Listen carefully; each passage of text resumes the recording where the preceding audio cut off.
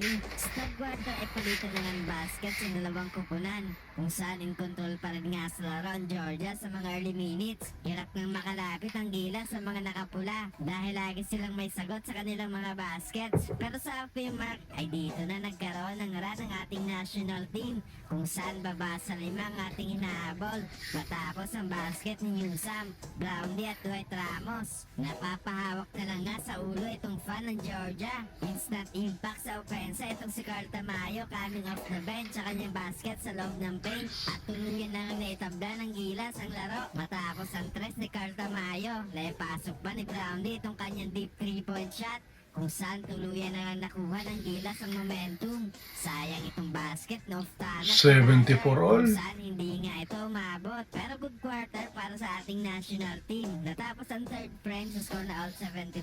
Fourth quarter ay isang Lamdang, Japet. para kay Japet sa kanyang budata kay Thomason. Back and forth nga ulit ang offense ng both teams. Good fake para kay Japet sa kanyang 200 slam. Under 5 minutes ay hindi Wala, di makakalamang 19 points yung Georgia sa Pilipinas.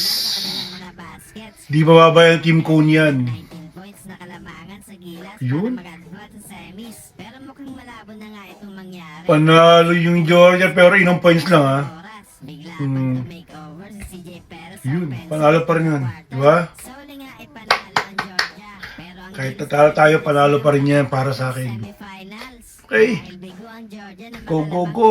19 points sa Gilas Pilipinas. Gilas Pilipinas para sa Paris Olympic.